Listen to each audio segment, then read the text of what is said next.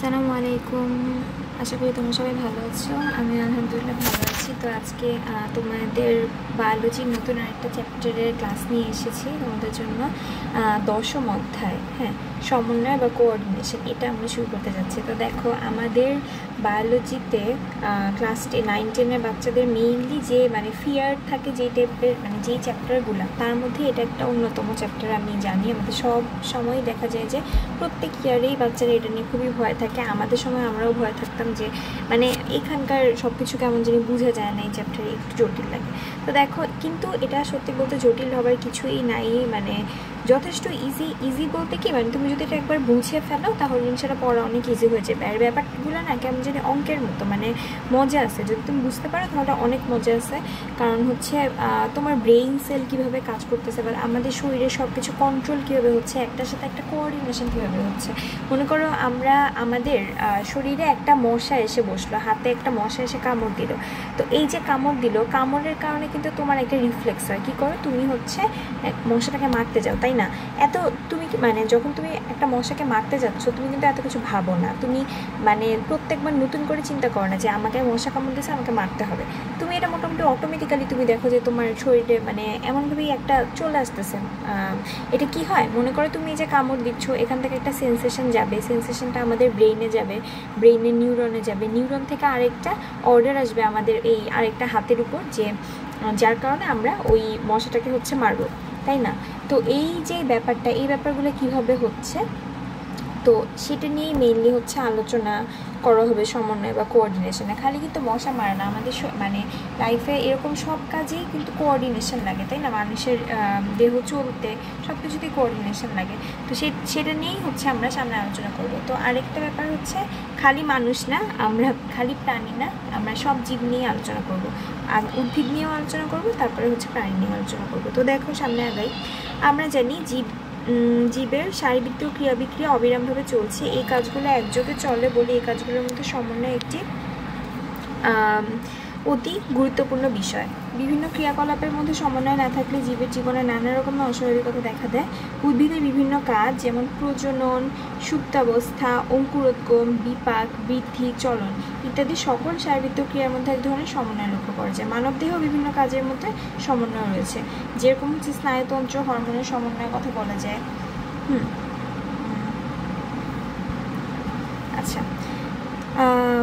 আচ্ছা, স্নায়ুতন্ত্র আর হরমোন, এই দুইটা জিনিস একটু বুঝাই। যে দেখো, স্নায়ুতন্ত্র আর হরমোন। স্নায়ুতন্ত্র কি জানো? স্নায়ুতন্ত্র আমাদের নার্ভাস সিস্টেম, এই যে আমাদের ব্রেইন, স্পাইনাল কর্ড, এগুলো নিয়ে একটা এই যে আমাদের সব কিছুকে কন্ট্রোল করতেছে বা নিয়ন্ত্রণ করতেছে, এই যারা করতেছে তাদের নিয়ে মেনলি এই স্নায়ুতন্ত্র বা নার্ভাস সিস্টেমটা গঠিত হয়। আর হচ্ছে হরমোন।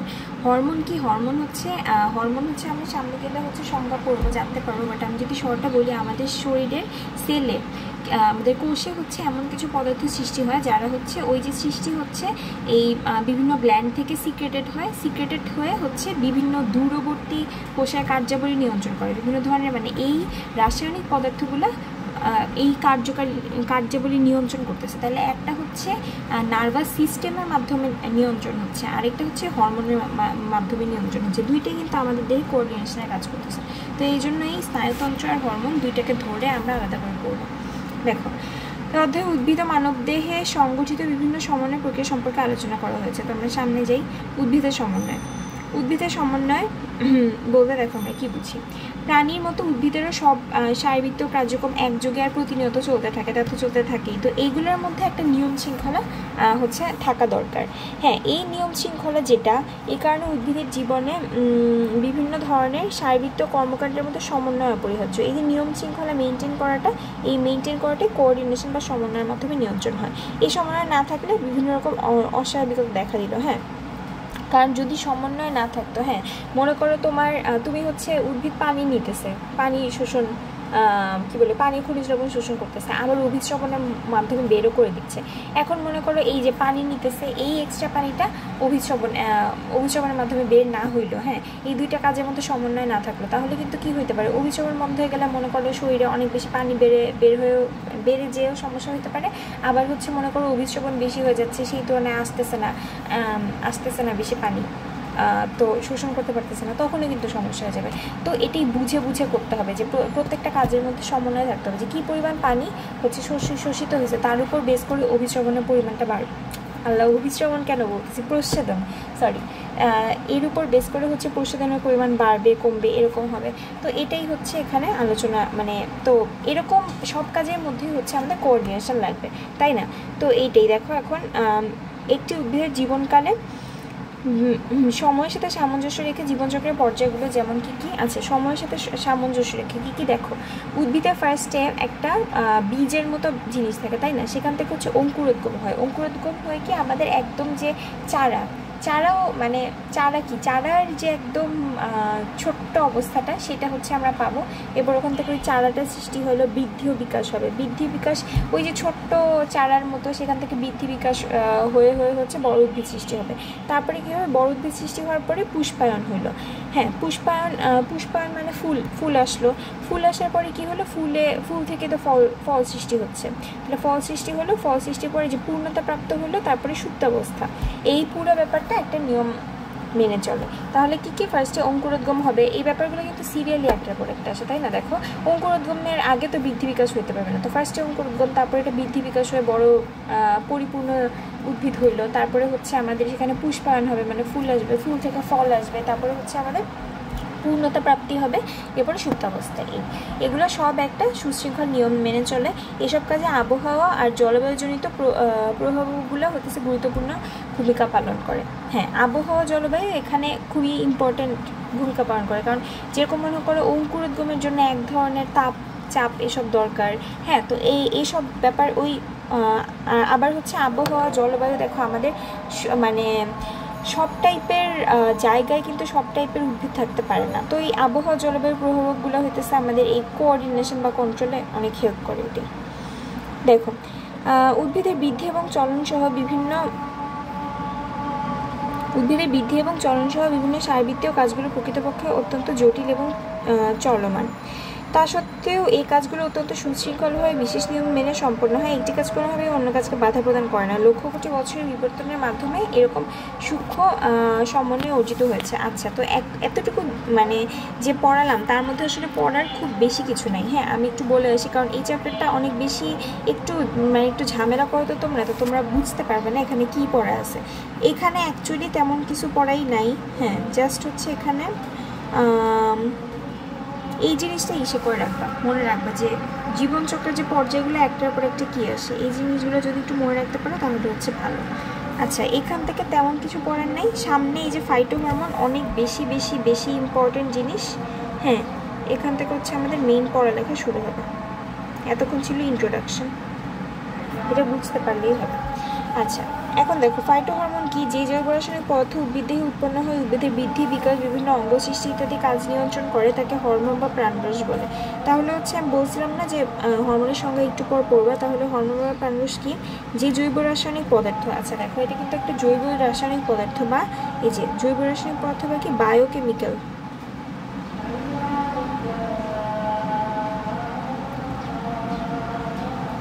বায়োকেমিক্যাল সাবস্টেন্স বলতে পারো। জৈব রাসায়নিক পদার্থ, এই জৈব রাসায়নিক পদার্থ কি উদ্ভিদ দেহে উৎপন্ন হয়ে উদ্ভিদের বৃদ্ধি বিকাশ বিভিন্ন অঙ্গ সৃষ্টি ইত্যাদি কাজ নিয়ন্ত্রণ করে, তাকে হরমোন বা প্রাণরস বলে। হ্যাঁ, তাহলে হচ্ছে যে জৈব রাসায়নিক পদার্থ উদ্ভিদ দেহে উৎপন্ন হয়ে উদ্ভিদের বৃদ্ধি বিকাশ বিভিন্ন অঙ্গ সৃষ্টি ইত্যাদি কাজ নিয়ন্ত্রণ করে, তাকে হরমোন বা প্রাণরস বলে। এখন দেখো, এখানে কিন্তু বলছে যে উদ্ভিদের কথা বলছে, কারণ আমরা ফাইটোহরমোন পড়তেছি এই জন্য, ফাইটোহরমোন উদ্ভিদ দেহটা, বাট আমাদের যদি বলছি হিউম্যান বডি বা প্রাণীর ক্ষেত্রেও সেম। এখন উদ্ভিদ হরমোনকে ফাইটোহরমোন বলে। তাহলে হচ্ছে যদি ফাইটোহরমোনের সংজ্ঞা আমাদেরকে বলতে বলে, যে এর মধ্যে পুরোটা চলে আসতেছে, যে জৈব রাসায়নিক পদার্থ উদ্ভিদ দেহে উৎপন্ন হয়ে উদ্ভিদের বৃদ্ধি বিকাশ বিভিন্ন অঙ্গ সৃষ্টি এবং ইত্যাদি কাজ নিয়ন্ত্রণ করে, তাকে হরমোন বা প্রাণরস বলে। উদ্ভিদ হরমোনকে ফাইটোহরমোন বলে। এই পুরোটুকু লিখবা যদি হচ্ছে ফাইটোহরমোনের সংজ্ঞা জানতে চায় তখন। কেউ ফাইটোহরমোনকে বৃদ্ধিকারক বস্তু হিসেবেও বলেছেন। হ্যাঁ, এটা মনে রাখবা, উদ্ভিদের বৃদ্ধিকারক বস্তু কোনটা, ফাইটোহরমোন। অধিকাংশ বিজ্ঞানীদের মতে যে রাসায়নিক বস্তুটি কোষে উৎপন্ন হয় এবং উৎপত্তিস্থল থেকে বাহিত হয়ে দূরবর্তী কোষের কার্যাবলী নিয়ন্ত্রণ করে তাকে সেটাই হচ্ছে হরমোন। হ্যাঁ, যদি হচ্ছে নর্মালি হরমোনের সংজ্ঞা চায় তাহলে হচ্ছে এটা দিবা। মনে করো জাস্ট বললো হরমোন কি এটা বললে কিন্তু ইসা নেই, এটা কি উদ্ভিদ না প্রাণী ইন্ডিকেট করে দেওয়া হচ্ছে না, তখন হচ্ছে এই যে এই জেনারেলাইজ সংজ্ঞাটা বলবা। আর ফাইটো হরমোন বললে ওইটা উপরেরটা। উদ্ভিদের প্রতিটি কোষই হরমোন উৎপন্ন করতে পারে। আচ্ছা, একদম সব কোষই হরমোন উৎপন্ন করতে পারে। এরা কোনো পুষ্টিযোগ্য নয়, তবে ক্ষুদ্র মাত্রায় উৎপন্ন হয় বিভিন্ন জৈবিক কাজ নিয়ন্ত্রণ করে। এরা কিন্তু পুষ্টিযোগ্য না, কোনো পুষ্টিগুণ নাই এদের, এটা মাথায় রাখবে, ঠিক আছে। এখন এরা ডাইজেস্ট হয়ে কিছু করতে পারে না। এখন দেখো ইম্পর্টেন্ট কিছু ইসের নাম, কী বলে, হরমোনের নাম। অক্সিন, ইংলিশ বানানগুলো ইম্পর্টেন্ট মনে রাখবা। জিবেরেলিন, সাইটোকাইনিন, অ্যাবসিসিক অ্যাসিড, তারপরে হচ্ছে ইথিলিন ইত্যাদি। আচ্ছা, এখানে আমি লিখে দিচ্ছি যে ইংলিশ বানানগুলো ইম্পর্টেন্ট, তারপরেও প্লিজ বাবারা এগুলা অ্যাভয়েড করেন না, কারণ হচ্ছে বানান ভুল করা যাবে না।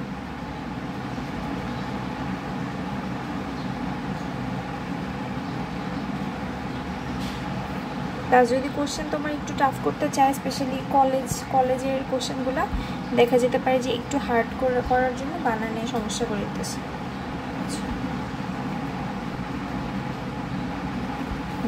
আচ্ছা, উল্লিখিত এসব হরমোন ছাড়া আরও কিছু হরমোন রয়েছে যাদের আলাদা করে শনাক্ত করা যায়নি। হ্যাঁ, এটাকে কী বলে, পস্টুলেটেড হরমোন, ঠিক আছে। পস্টুলেটেড হরমোন কি, যারা হচ্ছে এই যে মানে অজানা হরমোনগুলো আমাদের এই অক্সিন, জিবেরেলিন, সাইটোকাইনিন, ইথিলিন এগুলো তো আমরা চিনি, তাই না, কিন্তু কিছু হরমোন আছে যাদেরকে হচ্ছে আলাদা করে শনাক্ত করা যায়নি, এরা হচ্ছে আমাদের পস্টুলেটেড হরমোন।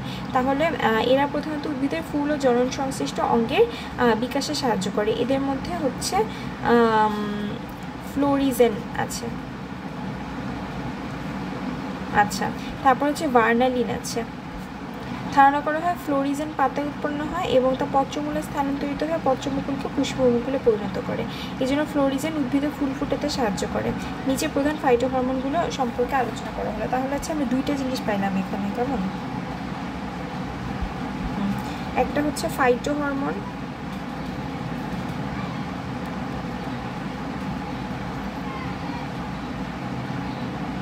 ফাইটো হরমোনটা ইন জেনারেল আমাদের উদ্ভিদ হরমোন, ঠিক আছে। এটার মধ্যে এক্সাম্পল কী কী আছে, অক্সিন, জিবেরেলিন, সাইটোকাইনিন, তারপরে হচ্ছে অ্যাবসিসিক অ্যাসিড, ইথিলিন, এই পাঁচটা, ঠিক আছে। পাঁচটার নাম মনে রাখবা, পাঁচটার নাম অনেক ইম্পর্টেন্ট। আর এরপরে কি, পস্টুলেটেড হরমোন তো আরও কম। এই কয়টার নাম যদি মনে না রাখো অবস্থা টাইট। এগুলোর নাম মনে না রেখে কেউ এক্সাম হলে যাবে না, ঠিক আছে। পস্টুলেটেড হরমোন ফ্লোরিজেন, আর কি ফ্লোরিজেন আর হচ্ছে আমাদের ভার্নালিন, এই দুইটার নামও মনে রাখতে হবে, এই দুইটা, ঠিক আছে। তো এই দুইটা অনেক বেশি ইম্পর্ট্যান্ট। আর হচ্ছে এই দুইটার মধ্যে এই ফ্লোরিজেন কি করে, পাতায় থাকে, পাতায় থেকে হচ্ছে পত্রমুকুলকে পুষ্পমুকুলে পরিণত করে। এরপর দেখো auxin, auxin, gibberellin, cytokinin, ethylene, এই চারটা সম্পর্কে আমরা একটু পড়বো। তো দেখো এই চারটা না সহজ, এই চারটা সহজ হওয়ার পরেও আমরা অনেক বেশি প্যাচ লাগাই ফেলি, তো খুব কম জিনিস এখান থেকে পড়াবো। অক্সিনের সম্পর্কে আগে চিন্তা করো, অক্সিন কি করে আমাদের, মনে করো এমনিতে আমাদের উদ্ভিদে হচ্ছে অক্সিন থাকে, তো অক্সিন থাকার কারণে কি হয় আমাদের, মনে করো সূর্যের নর্মালি তুমি রাখতেছো অন্ধকার ঘরে বা নর্মালি একটা হচ্ছে প্ল্যান্ট রাখতেছো, ওইটা সমস্যা নেই, কিন্তু ওই অন্ধকার ঘরে মনে করো জানলা দিয়ে সূর্যের আলো আসতেছে, সেই সূর্যের আলোর পাশে তুমি হচ্ছে গাছটাকে রাখলা, তখন হচ্ছে দেখবা যে গাছের ডালটার বৃদ্ধিটা যে কোনো একদিকে বেঁকে যাবে, ঠিক আছে। তো এই আলোর উপর মানে আলোর প্রভাবে অক্সিন হচ্ছে আমাদের গাছের যে বৃদ্ধি, চারার বৃদ্ধি, সেটাকে নিয়ন্ত্রণ করে, ঠিক আছে। এই জিনিসটা মনে রাখতে হবে। এই জিনিসটা দেখো, এই যে যখন আলো বাঁকাভাবে একদিকে লাগে তখন ভ্রূণমুকুল আবরণী আলো উৎসের দিক বেঁকে যায়। হ্যাঁ, এই ভ্রূণমুকুল আবরণী, ঠিক আছে, মানে যে চারার যে ওই ভ্রূণমুকুল থেকে ওখান থেকে হচ্ছে আসতেছে। অথচ অন্ধকারে এটা খারাপভাবে বৃদ্ধি পায়, মানে অন্ধকারে হচ্ছে অক্সিন এই ব্যাপারটা দেখায় না। গেল, এখন হতেছে আচ্ছা দেখো অক্সিন প্রয়োগে কি হয়। অক্সিন প্রয়োগ করা হলে শাখা কলামে মূল গজাবে, ফলের আকারে ঝরে পড়া বন্ধ হবে। অক্সিজেনের পরিবহন নিম্নমুখীভাবে হয়, আর হচ্ছে অক্সিজেন পুরোভাবে অভিস্রবণ, শ্বসন ক্রিয়ার হার বেড়ে যায়, বিচ্ছিন ফল উৎপাদনের ব্যবহার রয়েছে। তাহলে দেখো আমরা অক্সিজেনের কাজগুলা হচ্ছে বলি। অক্সিন প্রয়োগ করা হলে শাখা কলামে মূল গজাবে, তারপর ফলের অকালে ঝরে পড়া হ্যাঁ, অকালে ফলের ঝরে পড়াটাকে বন্ধ করা যাবে।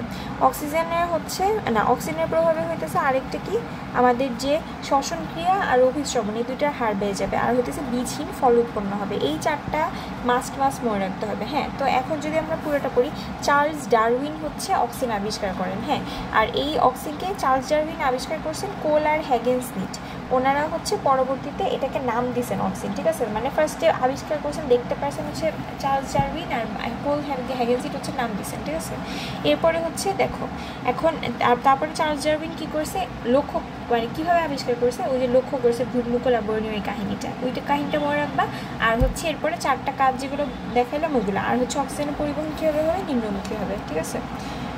পদার্থটি অক্সিজেন হচ্ছে, আর কিছু দরকার নেই, মানে সবই বলছি, কিন্তু এভাবে হচ্ছে একটু গুছিয়ে নোট করে করবা। আচ্ছা, আরেকটা ব্যাপার, সেটা হচ্ছে তোমাদের এই ফাইটো হরমোন চারটা যে আছে, এটা ছক করে করে হচ্ছে তোমাদের কি কি জিনিস আছে, আচ্ছা ছক না তো পয়েন্ট করে করে তোমাদের এই কাজটা যেগুলো হচ্ছে সব ইসে থাকবে, যে চারটা হরমোনের কাজ কি কি আছে, এগুলো হচ্ছে তোমরা নোটে অবশ্যই লিখবা, পুরাটাই লেখা উচিত। আচ্ছা, এরপরে দেখো জিবেরেলিন মেইনলি কি জানো, এটা হচ্ছে বৃদ্ধি ঘটায় আর কি। হ্যাঁ, জিবেরেলিন এভাবেই মনে রাখবা যে বৃদ্ধির সাথে রিলেটেড। চলো আমরা এখন ভিতরে দেখি কেমনে বৃদ্ধির সাথে রিলেটেড। আচ্ছা, ধানের বাকানি রোগের জীবাণু এক ধরনের ছত্রাক, যা ধান গাছের অতিবৃদ্ধি ঘটায়। এই ছত্রাক থেকে এক ধরনের জৈব রাসায়নিক পদার্থ নিষ্কাশিত হয়, যার প্রভাবে এরকম অতিবৃদ্ধি হয়ে থাকে। এই পদার্থটি জিবেরেলিন। তাহলে বললাম দেখো এটা কোথায় পাওয়া যায়, রোগটার নাম অনেক ইম্পর্টেন্ট, ধানের বাকানি। অক্সিজেনে কিন্তু রোগের নাম শোনে, এখানে রোগের নাম আছে, এটা মনে রাখতে হবে। বাকানি রোগের জীবাণু এক ধরনের ছত্রাক, ঠিক আছে, ছত্রাকের গা থেকে কিন্তু আসতেছে। এরা কী করে, ধান গাছের অতিবৃদ্ধি ঘটায়। এখন এই যে অতিবৃদ্ধিটা ঘটাচ্ছে, এটা একটা জৈব রাসায়নিক পদার্থের কারণে ঘটায়, এই কারণে অতিবৃদ্ধি হয়ে থাকে। এই অতিবৃদ্ধি হওয়ার কারণ হচ্ছে জিবেরেলিন। তাহলে হচ্ছে কি, জিবেরেলিনে আমরা অনেক বেশি বৃদ্ধি ঘটায়, অতিবৃদ্ধি। বৃদ্ধি বা অতিবৃদ্ধি যেটাই বলো, অতিবৃদ্ধি। এখন অধিকাংশ জিবেরেলিন কোথায় থাকে দেখো, উদ্ভিদের পাকা বীজে থাকে, তবে চারা গাছ, বীজপত্র এবং পত্রের বর্ধিষ্ণু অঞ্চলে এদের দেখা যায়। আচ্ছা দেখো তো, চারা গাছ, তারপরে হচ্ছে বীজপত্র এবং পত্রের বর্ধিষ্ণু অঞ্চলে পাওয়া যায়। তারপরে পাকা বীজে থাকে, তবে এই পাকা বীজ, চারা গাছ, তারপর পত্রের বর্ধিষ্ণু অঞ্চল, এই তিনটা জিনিসের মধ্যে একটা সিমিলার জিনিস আছে, কি জানো, এদের মধ্যে সিমিলারিটি হচ্ছে এদের সবারই বৃদ্ধি হওয়া লাগবে। তো বৃদ্ধি হওয়া লাগবে যেখানে, সেখানে আমরা জিবেরেলিনকে পাবো, ঠিক আছে।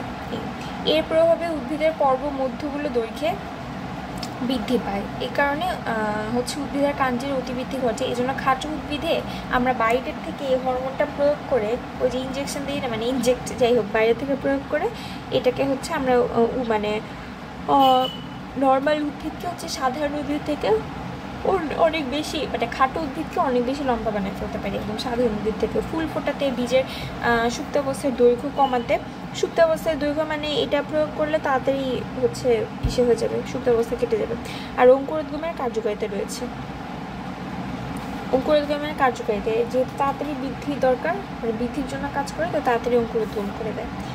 আর দেখো তাহলে হচ্ছে এটা যদি আরেকবার পড়ি, এটা খুব ইম্পর্টেন্ট, এই পেজটা পুরো মুখস্থ, ঠিক আছে, এই পেজ মুখস্থ তারা খেতে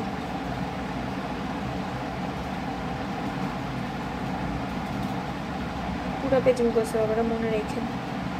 আচ্ছা দেখো, এখন হচ্ছে তাহলে আমি হচ্ছে জিবেরেলিন কী কী পাইছি। ফার্স্টে ধানের বাকানি রোগ, না একদম শুরু হয়েছে একটা একটা রোগ দিয়ে। ধানের বাকানি রোগ কিসের কারণে সৃষ্টি হয়, একটা ছত্রাকের কারণে সৃষ্টি হয়। তখন এই ছত্রাকটা কী করছে, এই ছত্রাকের কারণে, মানে এই ছত্রাকের গা থেকে একটা জিনিস আছে যেটা হচ্ছে আমাদের ধান গাছের অতিবৃদ্ধি ঘটায় দেয়। এই পদার্থটাই কি, এই ছত্রাকের গা থেকে যেটা আসতেছে এটাই হচ্ছে জিবেরেলিন। তো জিবেরেলিন আমাদের নর্মাল উদ্ভিদে কোথায় কোথায় থাকে হচ্ছে আমাদের পাকা বীজে থাকবে, চারা গাছে থাকবে, বীজপত্র, আর হচ্ছে পত্রের বর্ধিষ্ণু অঞ্চল, এই চারটা জায়গায় থাকবে। চারটা জায়গায় কেন থাকবে, কারণ হচ্ছে কমনলি এদের হচ্ছে এখানে আমাদের বৃদ্ধি হয়, বৃদ্ধি দরকার, তাই এর প্রভাবে, এই জিবেরেলিনের প্রভাবে কী হয়, উদ্ভিদের পর্ব মধ্যগুলো দৈর্ঘ্য বৃদ্ধি পাবে, তারপরে হচ্ছে আমাদের কাণ্ডের অতিবৃদ্ধি ঘটবে। এই জন্য খাটো উদ্ভিদে যখন এই হরমোন প্রয়োগ করা হবে, তখন হচ্ছে সাধারণ উদ্ভিদ থেকে লম্বা হয়ে যাবে। আর কখন কখন এটার মানে ইম্পর্টেন্স আছে, ফুল ফোটাতে, জীবের সুপ্তাবস্থার দৈর্ঘ্য কমাতে, অঙ্কুরোদ্গমে কার্যকারিতা আছে। তারপরে দেখো, তারপরে হচ্ছে আমাদের সাইটোকাইনিন। আচ্ছা, তো এখন সাইটোকাইনিন যেটা, এটা হচ্ছে দেখো এটা মেইনলি ফল, শস্য, ডাবের পানিতে পাওয়া যায় কোনো উদ্ভিদের। আচ্ছা, তো সাধারণত এটা হচ্ছে বিভিন্ন ঘনত্বে অক্সিজেনের সাথে যুক্ত থাকে। তো এইটা মেইনলি সাইটোকাইনিন একা কাজ না করে কি করে, অক্সিজেনের সাথে একসাথে হয়ে হচ্ছে কাজ করে। হ্যাঁ, তো কি করে মেইনলি দেখো, কোষ বিভাজনকে উদ্দীপ্ত করে, এছাড়া কোষের বৃদ্ধি, অঙ্গের বিকাশ সাধন, বীজ এবং অঙ্গের সুপ্তাবস্থা ভঙ্গকরণে, বার্ধক্য বিলম্বিত করণে এদের ভূমিকা রয়েছে। হ্যাঁ, আচ্ছা দেখো, জিবেরেলিনের উল্টা কাজ করে কিন্তু এটা একটু খেয়াল রাখবে, যে বার্ধক্য বিলম্বিত করণ, তারপরে হচ্ছে হ্যাঁ আচ্ছা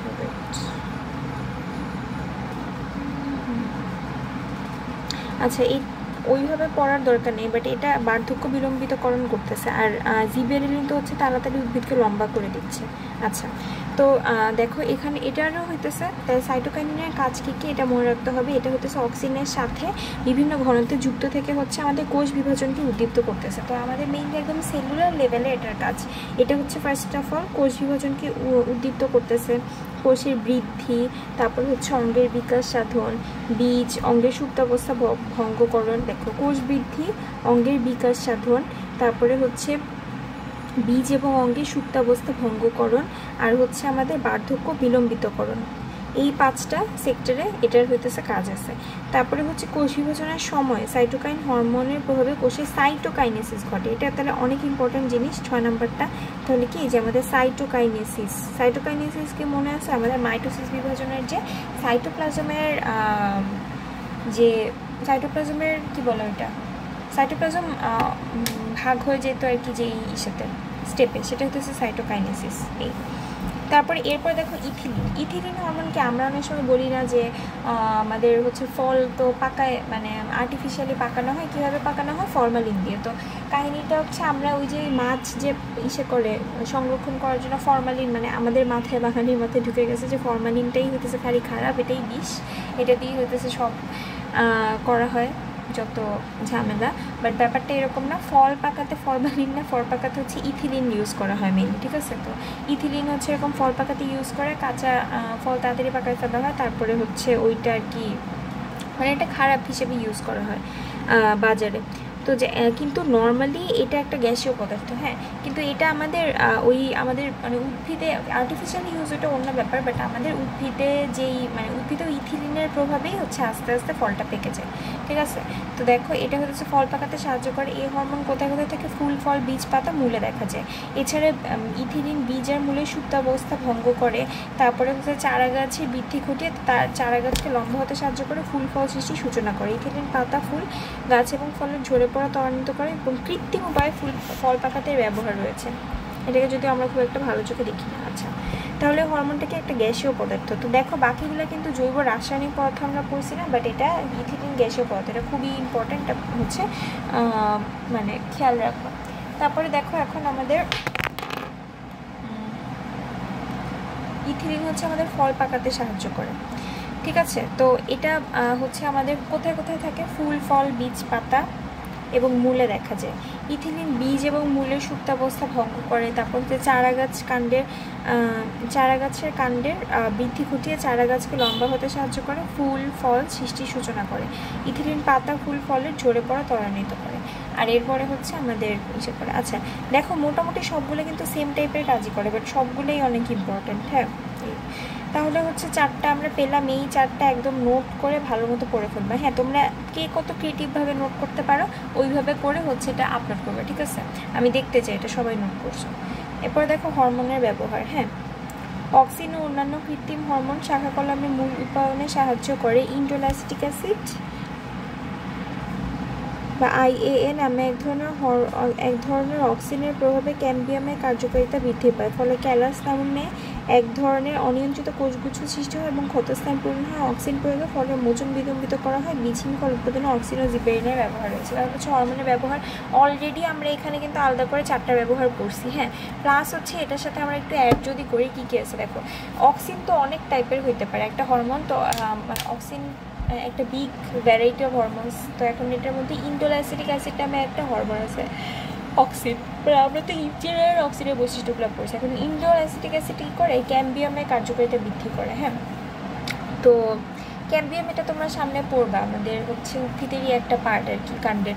তো এখন এই ক্যাম্বিয়ামের কার্যকারিতা বৃদ্ধি করে, মানে এটার ওই ইসে করার কারণে ক্যালাস নামে অনিয়ন্ত্রিত কোষগুচ্ছের সৃষ্টি হয়। ক্যালাস বলতে অ্যাকচুয়ালি আমরা এটাই বুঝি, তোমরা টিস্যু কালচার চ্যাপ্টারে পড়বা মেবি, যে মানে মনে করো যে একটা কোষকে তার যা যা লাগে আর কি তার বৃদ্ধির জন্য, হ্যাঁ, বা অনেক বেশি ভাগ হয়ে বড় কোষগুচ্ছ সৃষ্টি করার জন্য যা যা লাগে এরকম সব কিছু দেওয়া হয়, তারপরে হচ্ছে এটা ওই একটা কোষগুচ্ছ সৃষ্টি করে, যেটাকে আমরা ক্যালাস বলি। তো ক্যালাস মেনলি এটাই, যে একটা অনিয়ন্ত্রিত কোষগুচ্ছ। তো এরকম অনিয়ন্ত্রিত কোষগুচ্ছ সৃষ্টি হয়। তো আমাদের মনে করো একটা জায়গায় কেটে গেছে, তো কেটে গেলে হইতেছে কি, ওইখানে ওই নতুন অনেকগুলো কোষগুচ্ছ সৃষ্টি করে হচ্ছে আমাদের ওই জায়গাটা ক্ষতস্থানটা পূরণ করতে হয় না, তো উদ্ভিদের তাই। তো এই কাজটা কী করে, এই ক্ষতস্থান পূরণটা ইন্ডোরাসিটিক অ্যাসিড নামে একটা হরমোন করতেছে, অক্সিন হরমোন করতেছে, যে হতেছে ক্যাম্বিয়ামের কার্যকারিতা বৃদ্ধি করে হচ্ছে আমাদের ক্যালাস নামক অনিয়ন্ত্রিত কোষগুচ্ছ সৃষ্টি করে হচ্ছে আমাদের ক্ষতস্থান পূরণ করে দিচ্ছে। গেল এরপরে কি করে, ক্ষতস্থান পূরণ করে একটা কাজ গেল, অক্সিন প্রয়োগ করে ফলের মোচন বিলম্বিত করা হয়। মানে হচ্ছে গাছ থেকে যে পড়ে যায়, আম পড়ে, তাই না, এই ফলের মোচন বিলম্বিত করা হয় কি দিয়ে, আমাদের অক্সিন দিয়ে। আর হচ্ছে বীজহীন ফল উৎপাদনে অক্সিনের জিবেরেলিন, দুইটা জিনিস কিন্তু, অক্সিন জিবেরেলিন, বীজহীন ফল উৎপাদন হয়েছে। গেল এরপরে হচ্ছে বৃদ্ধি। আচ্ছা, এরপরে বৃদ্ধি বা গ্রোথ। তো উদ্ভিদের বিভিন্ন অঙ্গ বিকাশের ক্ষেত্রে আলো এবং উষ্ণতার প্রভাব লক্ষণীয়। এর ফলে বিভিন্ন সংশ্লেষণ পদ্ধতির মাধ্যমে বিভিন্ন উপাদান উৎপন্ন হয়ে নতুন অঙ্গের সৃষ্টি করে। আলোর উপস্থিতিতে সম্ভবত অক্সিন হরমোন নিষ্ক্রিয় হয়ে যায়, ফলে অন্ধকারের দিকে অক্সিনের ঘনত্ব বাড়ে। বিজ্ঞানীদের মতে আলোর দিকে থাকা অক্সিন অন্ধকারের দিকে চলে যায়, ফলে সেদিকে বৃদ্ধি বেশি হয় এবং আলোকিত অংশে বৃদ্ধি ব্যাহত হয়। কাজেই উদ্ভিদটা আলোর দিকে বেঁকে বৃদ্ধি পায়। হ্যাঁ, এটা আমরা একটু আগে কিন্তু এই যে এখানে বলছি, যে চার্লস ডারউইন, এই যে এখানে হইতেছে আমাদের যখন আলো বাঁকাভাবে একদিকে লাগে তখন ভূমুখের আবরণে আলোকুচ্ছের দিক বেঁকে যায়, অথচ অন্ধকারে এটি খাড়া হয়ে বৃদ্ধি পায়। বিজ্ঞানীরা বিভিন্ন পরীক্ষা নিরীক্ষার মাধ্যমে, যাই হোক, এখন এই যে এই পদার্থটা হইতেছে অক্সিন হরমোন। তো এখন আমরা এটাই দেখলাম, মানে মনে করো আমরা এমনি অন্ধকার ঘরে বা নর্মাল ঘরে হচ্ছে আমরা রাখছি মানে একটা উদ্ভিদকে, তো ওইটার একটু খারাপ হয়ে বৃদ্ধি পাচ্ছে অন্ধকার ঘরে, কিন্তু এখন আমরা এটাকে আলো দিলাম, সূর্যের আলোতে আনলাম। সূর্যের আলোতে আনলে কী হবে, এটা ওই তার চেহারা মুখটা আর কি ঘুরায় নেবে, ঘুরায় নিয়ে ওই অন্ধকারের দিকে ওইদিকে হচ্ছে বেঁকে, মানে অন্ধকারের দিকে চলে যাবে আর কি। তো তাহলে হচ্ছে আলোর দিক থেকে বেঁকে গেল, বেঁকে অন্ধকারের দিকে বৃদ্ধি পাচ্ছে। তো এটা কেন হয়, আমাদের ওই আলোর উপস্থিতিতে হচ্ছে অক্সিন নিষ্ক্রিয় হয়ে যাচ্ছে। তো মনে করো আমাদের উদ্ভিদের নর্মালি মনে করো ওই অন্ধকারে রাখা উদ্ভিদটাকে আমরা রাখলাম আলোতে, তাহলে হইতেছে আমাদের দুইটা পার্ট হচ্ছে, একটা পার্টে আলো পড়তেছে, একটা পার্টে অন্ধকার পড়তেছে, আলো পড়তেছে না। তো তখন কী হবে, তখন ওই আলোর দিকের অক্সিজেনটা নিষ্ক্রিয় হয়ে গেছে। তো নিষ্ক্রিয় হইলে কি ওই দিকে, যেহেতু অক্সিজেনটা নিষ্ক্রিয় হয়ে গেছে, অক্সিজেনের প্রভাবে যে অক্সিজেনের প্রভাবে হচ্ছে আমাদের এই যে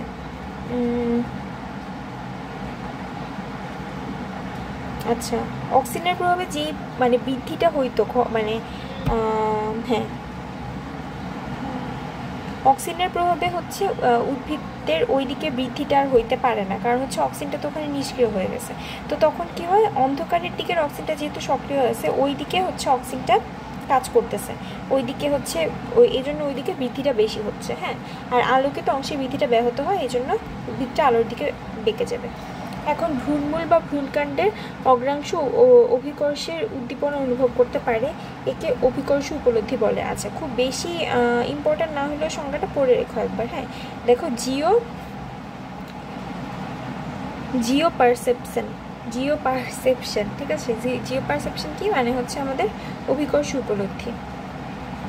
ভ্রূণমুকুর বা ভ্রূণকাণ্ডের অগ্রাংশ অভিকর্ষের উদ্দীপনা অনুভব করতে পারে, এটাকেই হচ্ছে আমরা অভিকর্ষ উপলব্ধি বলবো।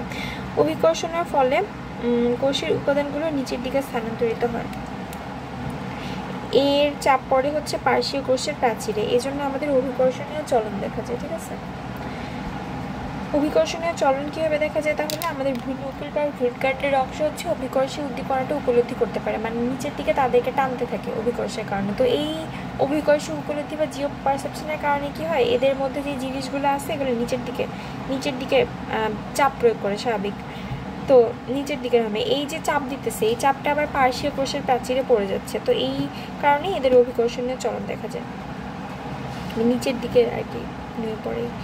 তারপরে হচ্ছে দেখো, অনেক উদ্ভিদের পুষ্প প্রস্ফুটন দিনের দৈর্ঘ্যের উপর অধিক নির্ভরশীল।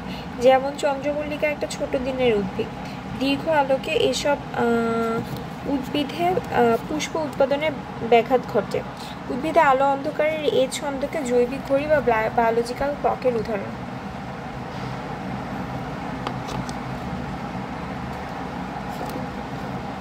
আচ্ছা, বায়োলজিক্যাল ক্লক কি বলো তো? বায়োলজিক্যাল ক্লক এই যে আমরা মনে করো যখন রাত হবে তখন ঘুমাবো, তারপরে দিনের বেলা আমাদের রাতে মানে ঘুমটা কিন্তু ইউজুয়ালি রাতেই আসে, হ্যাঁ, দিনের বেলা ওরকম ঘুম আসে না। তো এই যে এরকম একটা ব্যাপার যে আমাদের বডি অলরেডি জানে যে কখন কি করতে হবে, এটা অ্যাকচুয়ালি বায়োলজিক্যাল ক্লক। দেখো এখন আমাদের যে আলো অন্ধকারের ছন্দের উপর ভিত্তি করে আমাদের উদ্ভিদগুলোকে ভাগ করা যায়। হ্যাঁ, ছোট দিনের উদ্ভিদ, বড় দিনের উদ্ভিদ আর আলোক নিরপেক্ষ উদ্ভিদ।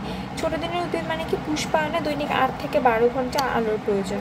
হ্যাঁ, তাহলে এটা শর্ট ডে প্ল্যান্ট। দিন ছোট থাকলে হতেছে এরা ইসে করতে পারে, 8 থেকে 12 ঘন্টা আলো নিয়ে এরা হতেছে চলতে পারে। এরপরে বড় দিনের উদ্ভিদ, পুষ্পায়নে দৈনিক 12 থেকে 16 ঘন্টা প্রয়োজন, যেমন লেটুস, ঝিঙ্গা, ঠিক আছে, লং ডে প্ল্যান্ট। আর হচ্ছে আমাদের আলোক নিরপেক্ষ উদ্ভিদ, এটা হইতেছে তোমার কয়দিন কত আলো দিতেছো বা দিতেছো এটার উপর কোনো হচ্ছে ইফেক্ট নাই আর কি। আলোর হচ্ছে এর পুষ্পায়নে কোনো ইফেক্ট নেই। যেরকম হচ্ছে শসা, সূর্যমুখী, তাহলে এই সেগুলো কিন্তু আমাদের জন্য ইম্পর্টেন্ট। উদাহরণগুলো কিন্তু ইম্পর্টেন্ট। চন্দ্রমল্লিকা, ডালিয়া ছোট দিনের উদ্ভিদ, বড় দিনের উদ্ভিদ লেটুস, ঝিঙ্গা, আর হতেছে শসা, সূর্যমুখী, আলোক নিরপেক্ষ। প্লাস হচ্ছে কত ঘন্টা আমাদের পুষ্পায়নের প্রয়োজন এটাও করবা। উদ্ভিদের বৃদ্ধি এবং পুষ্পায়নে আলোর মধ্যে তাপ এবং শৈত্যেরও প্রভাব রয়েছে, ঠিক আছে। দেখা গেছে অনেক উদ্ভিদের অঙ্কুরিত বীজকে শৈত্য প্রদান করা হলে ফুল ধারণের সময় এগিয়ে আসে। আর শৈত্য প্রদানের মাধ্যমে উদ্ভিদের ফুল ধারণ ত্বরান্বিত করার প্রক্রিয়াকে কী বলবো আমরা? ভার্নালাইজেশন। বিভিন্ন বিজ্ঞানী প্রমাণ করেছেন যে উদ্ভিদের পুষ্প সৃষ্টিতে উষ্ণতার প্রভাব পড়ে। শীতের কম গরমকালে লাগালে ফুল আসতে বহু দেরি হয়, কিন্তু বীজ রোপণের পূর্বে 2 থেকে 5 ডিগ্রি সেলসিয়াস উষ্ণতা প্রয়োগ করলে উদ্ভিদের পুষ্প প্রস্ফুটন ঘটে। কাজেই তোমরা দেখতে পাচ্ছ আলো, অভিকর্ষ, তাপ এ ধরনের উদ্দীপক সাথে বৃদ্ধি করে। আচ্ছা, এখন আমরা যদি একটা করে একটু আলোচনা করি। হ্যাঁ, আলো ফার্স্টে।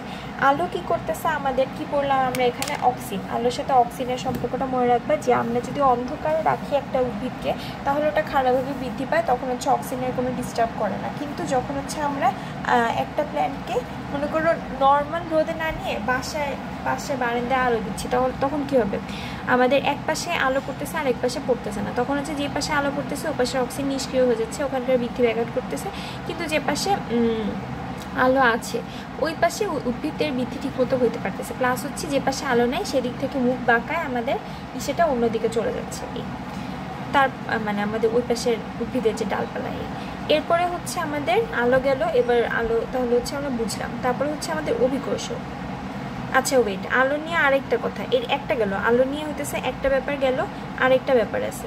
আরেকটা ব্যাপার কি? আরেকটা ব্যাপার হচ্ছে আমাদের যে সেটা ছোট দিনের উদ্ভিদ মানে আমাদের আলো অন্ধকার ছন্দ বলে একটা ব্যাপার আছে, ঠিক আছে। আলো অন্ধকার ছন্দটা কি? আলো অন্ধকার ছন্দ হচ্ছে আমাদের বায়োলজিক্যাল ক্লক বা জৈবিক ঘড়ির একটা উদাহরণ। হ্যাঁ, উদ্ভিদের জীবনে কী আমরা ওই ওয়াইজ ভাগ করে হচ্ছে আমাদের মানে আলোর উদ্ভিদের যে পুষ্প প্রস্ফুটন তার উপরে আলো অন্ধকার ছন্দের ভূমিকা আছে। কী যেরকম আমরা ছোট দিনের উদ্ভিদ আছে, বড় দিনের উদ্ভিদ আছে, আর হচ্ছে আমাদের আলোক নিরপেক্ষ উদ্ভিদ আছে। তো এটা কি এই ব্যাপারটা পড়ে নেবা, ঠিক আছে। তাহলে হচ্ছে আলো নিয়ে দুটো ব্যাপার গেল। এরপরে হচ্ছে অভিকর্ষীয় যে উদ্দীপনা বা হইতেছে আমাদের জিও কী জানি পড়লাম, জিও পারসেপশন। এই অভিকর্ষ উপলব্ধি এটা হচ্ছে আমাদের ভ্রূণমূল বা ভ্রূণকাণ্ডের অগ্রাংশ ফিল করতে পারে। তো ফিল করার কারণে কি হয়? এরা হচ্ছে এদের জিনিসপত্র যেগুলো আছে এগুলো ইউজুয়ালি মনে করো একটা সেলে অনেক কিছু থাকে, এগুলো নিচের দিকে টান অনুভব করে স্বাভাবিক। তো এই যে নিচের দিকে চলে যাচ্ছে এদের চাপ দিতেছে পার্শ্বীয় কোষের প্রাচীরে। তো আলটিমেটলি সব কিছুরই একটা অভিকর্ষীয় চলন দেখা যাচ্ছে, মানে নিচের দিকে নিয়ে পড়তেছে এরকম টানতেছে গেল। এরপর হচ্ছে তাপ কি করে? তাপ হচ্ছে এই যে আমাদের মনে করো তাপ বা এই ওই যে উদ্ভিদের অঙ্কুরিত বীজকে যদি আমরা শৈত্য প্রদান করি তাহলে হচ্ছে ফুল ধারণের সময় আগায় আসে। তাপ না কিন্তু শৈত্য। আর এটাকে কী বলে? ভার্নালাইজেশনের সংজ্ঞাটা পড়ো। তারপরে হচ্ছে শীতের গমও যদি তুমি গরমকালে লাগাও তাহলেও ফুল আসবে, কিন্তু টাইম লাগবে। কিন্তু যদি তুমি 2 থেকে 5 ডিগ্রি সেলসিয়াস উষ্ণতা দাও তাহলে হচ্ছে তোমার এত টাইম লাগবে না। তো এইগুলোই হতেছে আমাদের গেল 4টা ব্যাপার, মানে অ্যাকচুয়ালি 3টা জিনিসের ইফেক্ট করলাম। এরপরে হচ্ছে চলন বৃদ্ধিতে বললাম। এবার চলন দেখো, চলন হচ্ছে অন্যান্য উদ্ভিদের মতো জীব ও অনুভূতি মানুষ, আচ্ছা, অন্যান্য জীবের মতো উদ্ভিদ অন্যান্য জীবের মতো অনুভূতি ক্ষমতা সম্পন্ন। আচ্ছা, এরপরে তাহলে হচ্ছে আচ্ছা চলন তো উদ্ভিদ অন্যান্য জীবের মতো অনুভূতি ক্ষমতা সম্পন্ন, এই জন্য অভ্যন্তরীণ বা বহি উদ্দীপক উদ্ভিদ দেহে যে উদ্দীপনা সৃষ্টি করে তার ফলে উদ্ভিদের চলন ঘটে। আচ্ছা, এখন মনে করতে পারো যে আপনি উদ্ভিদ তো হাঁটা চলা করতে পারে না, তাহলে কিসের চলন? না, উদ্ভিদ এই যে মনে করো তার ডালপালা এটাকে একদিক থেকে আরেক দিকে নাড়াইতেছে, মানে ওই নাড়ানো না, তার বৃদ্ধি হচ্ছে একদিকে বা এইগুলো হতেছে উদ্ভিদের চলন। ঠিক আছে, এখন কতগুলো চলন উদ্ভিদ দেহে বৃদ্ধিজনিত, আবার কিছু হচ্ছে অভ্যন্তরীণও কিছু আছে। ঠিক আছে, আবার পারিপার্শ্বিক উদ্দীপকের ফলে হয়ে থাকে। চলন যেভাবেই হোক না কেন অবশ্যই প্রভাবকের কারণে ঘটে থাকে। উদ্ভিদের কোনো নিজস্ব ইচ্ছা করে তো মুভমেন্ট নাই, কোনো না কোনো প্রভাবকের কারণেই মুভমেন্ট আছে। এখন চলনকে প্রধানত দুই ভাগে ভাগ করা যায়, কি একটা সামগ্রিক চলন বা মুভমেন্ট অফ লোকোমোশন, আর একটা হচ্ছে বক্রচলন, মুভমেন্ট অফ কার্ভেচার। উদ্ভিদের সমগ্র অংশ যখন সামরিক প্রয়োজনে এক স্থান থেকে অন্য স্থানে গমন করে তখন হচ্ছে সামগ্রিক চলন বলে। ছত্রাক, উন্নত উদ্ভিদের যৌন জনন কোষে কিংবা জুস পরে এ ধরনের চলন দেখা যায়। হ্যাঁ, কারণ হচ্ছে আমাদের এই গ্যামেটস এগুলা জুস পরে এগুলো তো এক জায়গা থেকে আরেক জায়গায় যাইতে হয়, তাই না? আমাদের ইসের জন্য, পরাগায়নের জন্য বা বলো যেটাই জননের জন্য। এছাড়া ছত্রাক তো চলাফেরা করতে পারতেছে, তো এটা তো উদ্ভিদে পড়ে, তো সামগ্রিক চলন। আর কিছু ব্যাকটেরিয়া, কিছু শৈবাল যেরকম ভলভক্স, ক্ল্যামাইডোমোনাস, ডায়াটম এ ধরনের শৈবালে এই চলন দেখা যায়। ঠিক আছে, আচ্ছা দেখো এই ভলভক্স ক্ল্যামাইডোমোনাস আছে না, এটা যখন তোমরা খাতায় লিখবা নিচে একটা দাগ দিবা, এই যে ভলভক্স, তো এটার নিচে অবশ্যই দাগ দিবা, কারণ এটা সাইন্টিফিক নেই। দেখো এখানে হচ্ছে ইটালিক করে লিখছে, এই জন্য নিচে দাগ দেওয়া লাগেনি। হয় ইটালিক করে লিখতে হয়, তা না হলে হচ্ছে আমাদের নিচে দাগ দিতে হয়, বুঝছো?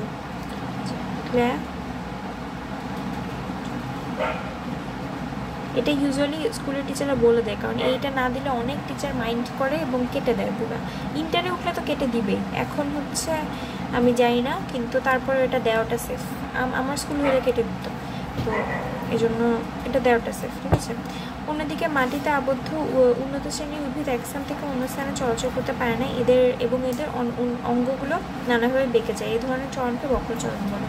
কাণ্ডের আলোকমুখী চলন, মূলের অন্ধকারমুখী চলন, এই যে আলোকমুখী চলন, মূলের অন্ধকারমুখী চলন। ঠিক আছে, আকর্ষী অবলম্বনকে পেঁচিয়ে ধরে চলা, মনে করো কিছু ওই যে কি বলে ওইটা ফরাস্ট্রি গাছই তো বলে, যারা হইতেছে একটা গাছ হচ্ছে মানে আরেকটা গাছকে পেঁচায় পেঁচায় উঠে, এটাকে হচ্ছে আকর্ষী অবলম্বনকে পেঁচিয়ে ধরে চলা, এগুলোকে বক্রচলন। কারণ এটা কি হইতেছে আমাদের শরীরের কোনো অংশ বেঁকে যাচ্ছে, কাণ্ড আলোর দিকে বেঁকে যাচ্ছে, মূল অন্ধকারের দিকে বেঁকে যাচ্ছে, বা আকর্ষীকে অবলম্বনকে পেঁচায় পেঁচায় উঠতেছে, এগুলোই বক্রচলন। সামগ্রিক চলন এবং বক্রচলন আবার নানা ধরনের হয়, তার মধ্যে ফটোট্রপিক চলন উল্লেখযোগ্য। ফটোট্রপিক চলন এটা হইতেছে আমরা পড়বো, এটা অনেক ইম্পর্টেন্ট। ফটোট্রপিক চলন বা ফটোট্রপিজম আর ফটোট্রপিক মুভমেন্ট আর ফটোট্রপিজম। আচ্ছা, এরপরে হচ্ছে আচ্ছা ফটোট্রপিক চলন বা ফটোট্রপিজমটা আগে পরেই দেখো। ফটোট্রপিক চলন কি এক ধরনের বক্রচলন, উদ্ভিদের কাণ্ড এবং শাখা প্রশাখায় সবসময় আলোর দিকে চলন ঘটে এবং মূলের চলন সবসময় আলোর বিপরীত দিকে ঘটে। এই জিনিসটাকে অ্যাকচুয়ালি ফটোট্রপিজম বলবো আমরা। কাণ্ডে আলোর দিকে চলনটা পজিটিভ ফটোট্রপিজম, মূলের দিকে চলনটা নেগেটিভ ফটোট্রপিজম। তাহলে হচ্ছে এটা মেইনলি একটা বক্রচলন আসলে। হ্যাঁ, এখানে হচ্ছে ওই যে ফটোট্রপিক চলনটা ফটোট্রপিক মানে এখানে আলো, ফটোট্রপিক ফটো কথাটা আসছে মানে আলো, আর তো ট্রপিক চলন। এখন দেখো তাহলে ফটোট্রপিক চলনটা কি পজিটিভ হতে পারে, নেগেটিভ হতে পারে। কাণ্ড আলোর দিকে চলতেছে, এটা হচ্ছে আমাদের পজিটিভ ফটোট্রপিজম, আর হচ্ছে মূল আলোর বিপরীত দিকে চলতেছে, এটা হচ্ছে নেগেটিভ ফটোট্রপিজম। চলো সামনে আগে। আচ্ছা, তো এখন প্রাণীর সমন্বয় ক্রিয়া পড়বো আমরা। তো এর মধ্যে দেখো হরমোনাল প্রভাব আর স্নায়বিক প্রভাব দুইটা আছে। তো দেখো তাহলে হচ্ছে আমাদের উদ্ভিদের সমন্বয় ক্রিয়া কিন্তু শেষ। তাহলে উদ্ভিদের সমন্বয় ক্রিয়াতে আমরা কী কী পড়লাম শুরু থেকে একবার রিপিট করি যদি। দেখো ফার্স্টে হচ্ছে আমরা উদ্ভিদের সমন্বয়ে পড়ছি ফাইটোহরমোন, আবার এখানে পোস্টুলেটেড হরমোনের কথা ছিল, এদের যে ফিচার্স এগুলো সব কিছু নিয়ে পড়ছি। এরপরে হচ্ছে আমরা বৃদ্ধি আর চলনে মেনলি, হ্যাঁ এই যে বৃদ্ধি আর হচ্ছে আমাদের চলনে হরমোনের ভূমিকা, ফটোট্রপিজম এগুলো সব পড়েছি। তো চলো এখন আমরা সামনে গিয়ে প্রাণী সমন্বয় ক্রিয়া। হরমোনাল প্রভাব দেখো, প্রাণীর প্রয়োজনীয় সমন্বয় কাজ স্নায়ু ছাড়াও হরমোন দিয়ে প্রভাবিত হতে পারে। হরমোনের কারণে প্রাণী তার কার্যকলাপ, নড়াচড়া, আচার আচরণের পরিবর্তন করে থাকে। এই বিষয়টি নিয়ে বিজ্ঞানের বিভিন্ন শাখায় প্রচুর গবেষণা রয়েছে। নানা ধরনের নালীহীন গ্রন্থি থেকে হরমোন নিঃসৃত হয়। তো হরমোন কি, এটা কিন্তু আমরা আগেই পড়াইছি। হ্যাঁ, আর দেখো হরমোন মেইনলি কোথায় তৈরি হয় জানো, মানে বিভিন্ন স্পেশালাইজড গ্ল্যান্ডসে। হ্যাঁ, এই যে গ্ল্যান্ডস বা গ্রন্থিতে, এই গ্রন্থি থেকে হচ্ছে আমাদের হরমোন তৈরি হয় এবং এদের কোনো ডাক্ট লাইন নাই, ডাক্টলেস গ্ল্যান্ডস। হ্যাঁ, বা নালীবিহীন গ্রন্থি। তো নালীবিহীন গ্রন্থিতে তৈরি হলে, নালী না থাকলে এটা বের হয় কেমনে? বের হয় হচ্ছে এটা সিক্রেটেড হয়, মানে এখান থেকে হচ্ছে নিশ্চিত হয় আর কি, জাস্ট নর্মালি হয়ে ব্লাডের সাথে মিশে যায় আর কি, এমনি পড়ে যায়, ব্লাডে বের হয়ে যায়। তো ব্লাডে বের হয়, তারপরে হচ্ছে বিভিন্ন দূরবর্তী জায়গায় যেয়ে তাদের কাজ নিয়ন্ত্রণ করে। আবার নালীবিহীন গ্রন্থিগুলোই একে অপরকে নিয়ন্ত্রণ করে। মনে করো আমাদের মাথায় মানে ইচ্ছে আছে হাইপোথ্যালামাস, হাইপোথ্যালামাস একটা গ্ল্যান্ড, আবার পিটুইটারি একটা আছে, পিটুইটারিও একটা গ্ল্যান্ড। তো হাইপোথ্যালামাসে কী করে, হাইপোথ্যালামাস থেকে হচ্ছে কিছু হরমোন হচ্ছে এরকম সিক্রেটেড হয়। এই হরমোনগুলো পিটুইটারির উপর কাজ করে, পিটুইটারি সিক্রেশনকে নিয়ন্ত্রণ করে। তাহলে হচ্ছে আমরা পেলাম যে বিভিন্ন নালীবিহীন গ্রন্থি থেকে হচ্ছে হরমোন নিয়ন্ত্রণ হয়, আবার এরাও হইতেছে একে অপরকে নিয়ন্ত্রণ করে।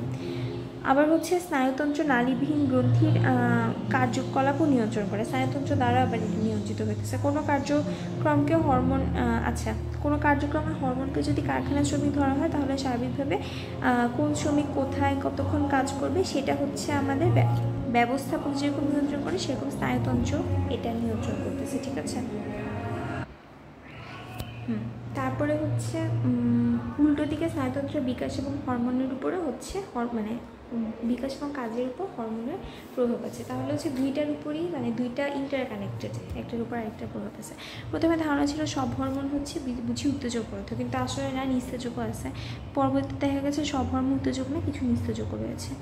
হরমোন অতি অল্প পরিমাণে বিশেষ বিশেষ শারীরবৃত্তীয় কাজ এবং পদ্ধতি সূক্ষ্মভাবে নিয়ন্ত্রণ করে। আর হচ্ছে এরা উত্তেজক বা নিস্তেজক হিসেবে দেহের পরিস্ফুটন বৃদ্ধি এবং বিভিন্ন কার্য নিয়ন্ত্রণ করে।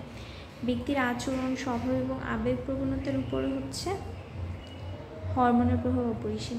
এগুলো রক্তের মাধ্যমে পরিবাহিত হয়ে উৎপত্তি স্থল থেকে দেহের দূরবর্তী কোনো কোষ বা অঙ্গকে উদ্দীপিত করে। এজন্য এদেরকে কখনো কখনো রাসায়নিক দূত বা কেমিক্যাল মেসেঞ্জার হিসেবে অভিহিত করা হয়। জীবনের কর্মকাণ্ডের সমন্বয় সাধনে নানা প্রাণী হরমোন ব্যবহার করে। এই যে এই পিঁপড়ার জিনিসটা ইম্পর্টেন্ট। ঠিক আছে, পিঁপড়ার কাহিনীটা, পিঁপড়া হচ্ছে খাদ্যের খোঁজ পেলে খাদ্যের উৎস থেকে বাসায় আসার পথে এক ধরনের হরমোন নিঃসৃত করে, এদেরকে কী বলে, ফেরোমন। ঠিক আছে, ফেরোমন। এই ফেরোমনটা হচ্ছে আমাদের থেকে যায়। মনে করো ওই যে আমরা দেখি না, পিঁপড়া হচ্ছে হেঁটে হেঁটে এক জায়গা থেকে আরেক জায়গায় যাচ্ছে, অনেকগুলা, সবগুলা। তো পিঁপড়া হচ্ছে ওই যে মনে করো একটা জায়গায় খাদ্যের খোঁজ পাইছে, তো সে যখন খাদ্য নিয়ে আসবে, নিয়ে এসে যাতে তার সঙ্গীরাও খোঁজ পায়, তো এই জন্য হচ্ছে সে আসার সময় তার রাস্তায় একটা হরমোন ছিটেতে ছিটেতে আসে। সেটা কি, সেটা হচ্ছে ফেরোমন। তো এই ফেরোমনের এই হরমোনের উপর নির্ভর করে ওই রাস্তা ফলো করে অন্যান্য পিঁপড়ারাও হচ্ছে ওই খাবারের জায়গায় যায়, যে হচ্ছে তাদের খাবার হচ্ছে নিয়ে আসে। খাদ্য শেষ হলে পিঁপড়া ফেরোমন নিঃসরণ। আচ্ছা, এখন মনে করো এক জায়গায় খাদ্য তো লিমিটেড, তাই না? মনে করো একটা খাবার মানে অল্প একটা কিছু ফালা রাখছে, তো ওইটা আর কি এরকম পিঁপড়ারা এরকম ফেরোমন নিঃসরণ করে করে মানে একজন একজনকে জানে নিয়ে গেল। এখন মনে করো ফেরোমন তো এখন মনে করো খাদ্য শেষ, তো কোনো একটা পিঁপড়া জানে যে খাদ্য শেষ, তখন সে যখন আসবে তখন সে হচ্ছে ফেরোমন নিঃসরণ করবে না। তাহলে হচ্ছে ফেরোমন নিঃসরণটা বন্ধ হয়ে গেলে তখন হচ্ছে বাকি পিঁপড়ারা আর ওখানে যাবে না, এই যেহেতু খাদ্য শেষ। তো খাদ্য শেষ হলে পিঁপড়া হচ্ছে ফেরোমন নিঃসরণ বন্ধ করে দেয় এই কারণে। আর এই ফেরোমন বাতাসে সহজেই উড়ে যায়। তো তুমি যদি মানে ফেরোমন দাও, এটা হচ্ছে খুব বেশি, মানে পিঁপড়া যে ফেরোমনটা ফালাই রেখেছে ওটা খুব বেশিক্ষণ থাকে না, বাতাসে উড়ে যায়। এজন্য অন্য পিঁপড়ার খাবার, এজন্য যদি মানে ফেরোমন নিঃসরণ করা বন্ধ হয়ে যায় তখন হচ্ছে আর থাকে না বেশিক্ষণ। কোনো পতঙ্গ ফেরোমন দিয়ে সহজেই তার স্বপ্রজাতি সঙ্গীকে খুঁজে নিতে পারে।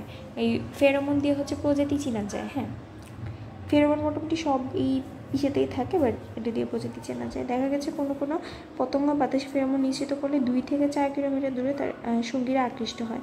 তোমরা হয়তো ফেরোমন ব্যবহার করে পোকা ধ্বংসের ফাঁদ তৈরি করার কথা শুনে থাকবে। এই পদ্ধতিতে ফেরোমনের কারণে আকৃষ্ট হয়ে অনিষ্টকারী পোকা হচ্ছে দেশে পানিতে ডুবে মারা যায়। এই পদ্ধতিটা অনেক কার্যকর। তাহলে হচ্ছে ফেরোমন দিয়ে কিন্তু অনেক ইম্পর্টেন্ট কাজ হয়, মানে এমনিতে পিঁপড়ার খাবার নেওয়া এটা হইতেছে, প্লাস হচ্ছে সঙ্গীকে আকৃষ্ট করা হয় 2 থেকে 4 কিলোমিটার দূর থেকে পতঙ্গরা পারে। তারপরে হচ্ছে আমাদের অনিষ্টকারী পোকা যেটা ওটা দমনে হচ্ছে যে আমরা ফাঁদ তৈরি করি, সেটাতে হেল্প হয় এই মানে এই পদ্ধতিটা হচ্ছে পরিবেশ বান্ধব। তারপর হচ্ছে আমাদের স্নায়বিক প্রভাব। স্নায়বিক প্রভাব আমাদের হাঁটা চলা, উঠে বসা, কথা বলা, চিন্তা করা, লেখাপড়া করা, হাসি কান্না ইত্যাদি কাজ করার জন্য দেহের বিভিন্ন অঙ্গ হচ্ছে অংশ নেয়। হ্যাঁ, এই অঙ্গগুলো সুষ্ঠুভাবে পরিচালনা করতে হলে একটি সমন্বয় ব্যবস্থার প্রয়োজন হয়। স্নায়ুতন্ত্র এবং হরমোনতন্ত্র মিলে দেহের এই কাজ পরিচালনায় নিয়ন্ত্রণ এবং সমন্বয় করে। যে তন্ত্রের সাহায্যে প্রাণী উত্তেজনায় সাড়া দিয়ে প্রাকৃতিক পরিবেশের সাথে সম্পর্ক রক্ষা করে, দেহের বিভিন্ন অঙ্গের মধ্যে সংযোগ রেখে তাদের কাজে শৃঙ্খলা আনে এবং শারীরিক কাজ নিয়ন্ত্রণ করে, তাকে স্নায়ুতন্ত্র বলে। তাই স্নায়ুতন্ত্র হচ্ছে কাকে বলে দেখো, এখান থেকে এই সংখ্যাটা ইম্পর্টেন্ট। এটা একটু বুঝিয়ে বলি যদি আমি, যে তন্ত্রের সাহায্যে স্নায়ুতন্ত্র একটা তন্ত্র কীভাবে গঠিত হয় জানো, আমাদের অনেকগুলা সেল মিলে একটা টিস্যু অনেকগুলো মিলে একটা অঙ্গ। এখন অনেকগুলো অঙ্গ মনে করো একটা নির্দিষ্ট লক্ষ্যে অনেকগুলো অঙ্গ কাজ করতেছে, এদের মিলে একটা তন্ত্র তৈরি হয়। যেরকম হচ্ছে আমাদের পরিপাকতন্ত্র, এখানে কিন্তু অনেকগুলো অঙ্গ আছে, অনেকগুলো অঙ্গ একই টাইপের কাজ করতেছে। তারপরে হচ্ছে আচ্ছা, এরপরে পরিপাকতন্ত্র যেরকম, এরকম হচ্ছে আমরা বলতে পারি যে তন্ত্র বা সিস্টেম, নার্ভাস সিস্টেম, স্নায়ুতন্ত্র, তন্ত্র অ্যাকচুয়ালি সিস্টেম, ঠিক আছে।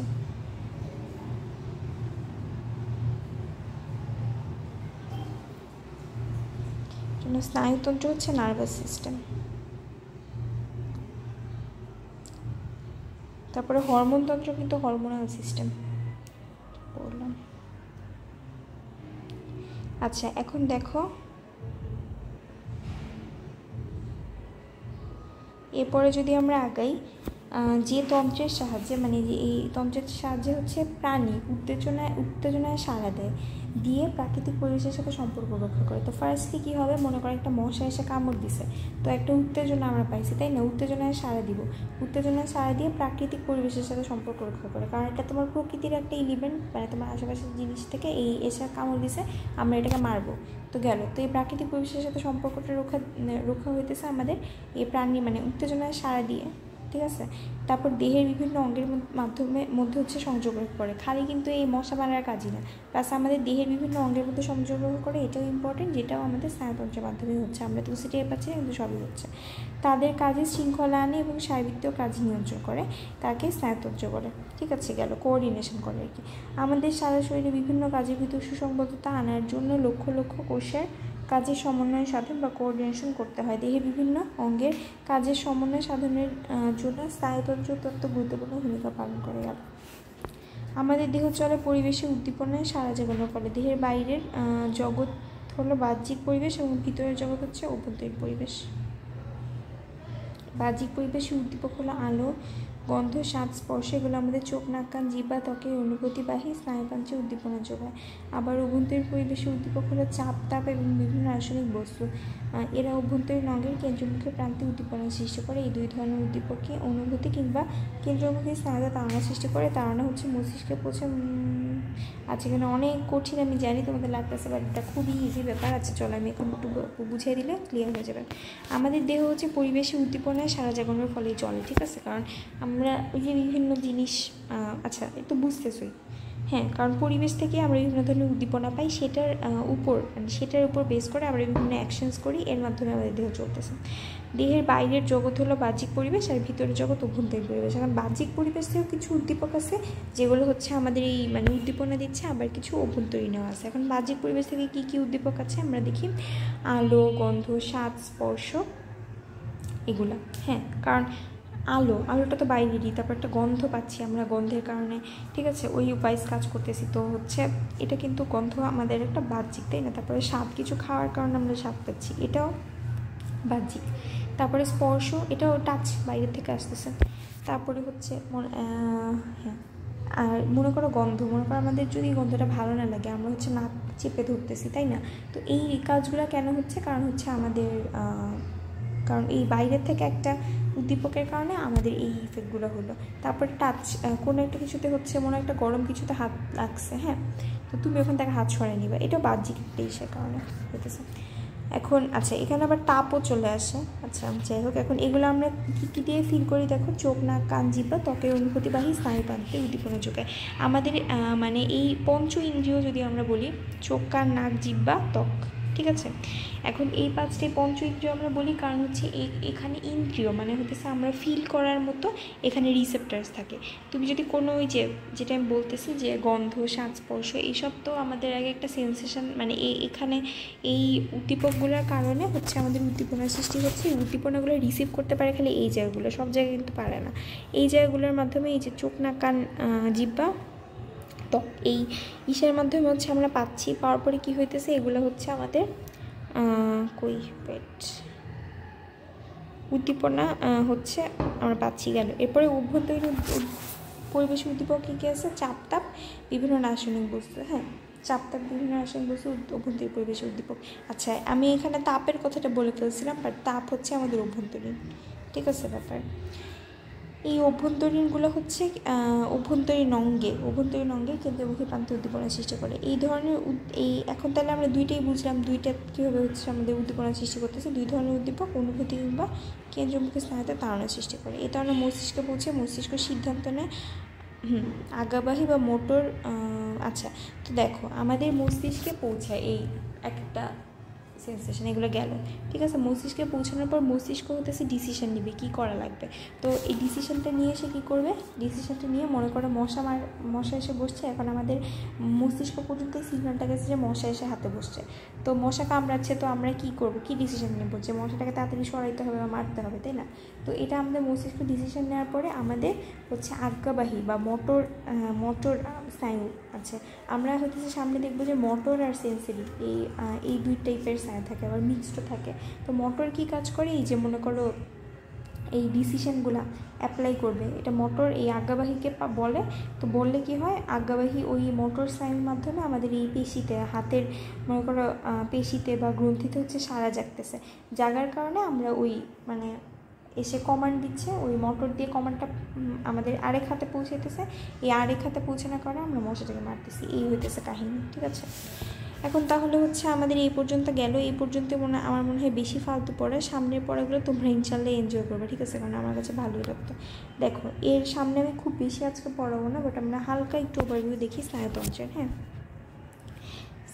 বেশি বড় করলে ক্লাস হচ্ছে তোমাদের এমনিই ভালো লাগবে না, আমি জানি একটু ভয় লাগবে, বাট তারপরে হচ্ছে আমি জাস্ট হালকা ওভারভিউ দিলে আমাদের নেক্সট ক্লাসে পড়তে সুবিধা হবে। প্লাস আমি বেশি বড় ক্লাস আমার জন্য প্যারাদায়ক, এটা ইসে করা, এটা নিয়ে হ্যান্ডেল করা, আপলোড দেওয়া। তো আচ্ছা দেখো, স্নায়ুতন্ত্র দেহের বিভিন্ন অঙ্গ এবং তন্ত্রের মধ্যে সমন্বয় সাধন করে, দেহের বিভিন্ন অংশে উদ্দীপনা বহন করে এবং উদ্দীপনায় সাড়া দিয়ে পরিবেশের সাথে সম্পর্ক রক্ষা করে, ঠিক আছে? তাহলে হচ্ছে স্নায়ুতন্ত্রের কাজ আমরা অনেক ইনশর্ট পড়ে ফেললাম। বিভিন্ন অঙ্গতন্ত্রের মধ্যে সমন্বয় দিচ্ছে, ঠিক আছে? এটা 1 নম্বর কাজ। তারপর হচ্ছে 2 নম্বর কি? দেহের বিভিন্ন অংশে উদ্দীপনা বহন করে, আর হচ্ছে দেহের ইসের সাথে সম্পর্ক রক্ষা করতেছে, তাহলে হচ্ছে 3টা। এখন দেখো আমরা নিচে স্নায়ুতন্ত্রের বিন্যাসটা দেওয়া হলো। দেখো স্নায়ুতন্ত্রে কী কী আছে? স্নায়ুতন্ত্র মানে হচ্ছে আমাদের নার্ভাস সিস্টেম, ঠিক আছে?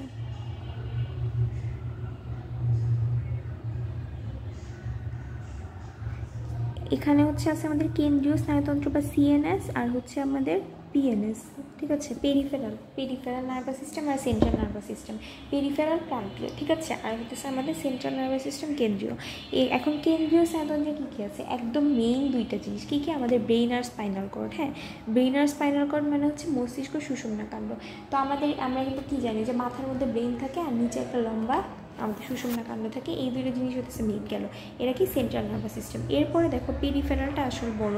পেরিফেরালের মধ্যে হচ্ছে আমরা কী কী পাইতেছি? করটিকা সুষুম্না স্নায়ু আর হচ্ছে স্বয়ংক্রিয় স্নায়ুতন্ত্র, মানে অ্যাকচুয়ালি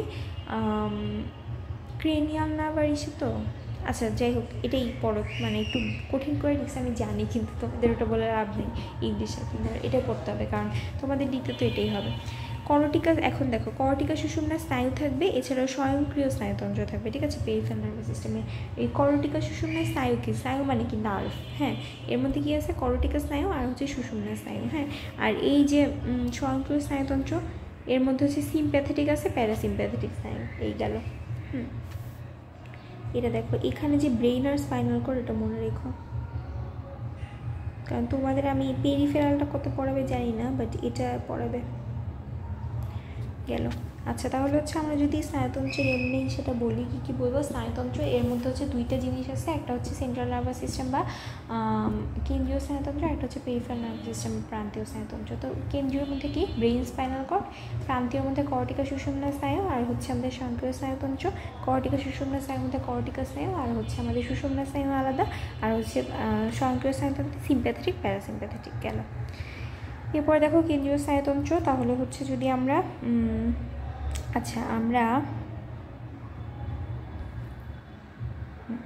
আমরা এই ছবিটা একটু দেখাই আজকে একবার, আর বেশি কিছু দেখাবো না। দেখো আমাদের যে ইসে আছে, আমাদের মস্তিষ্ক, হ্যাঁ, মস্তিষ্কে আমরা কি পাই, মস্তিষ্কে আমরা বাইরের দিকে আমরা কি জানি, করটি নামে একটা ইসে দিয়ে কিন্তু আমাদের মস্তিষ্কটা ঢাকা থাকে, তাই না, একটা করটি নামক আবরণে হচ্ছে আমরা থাকে।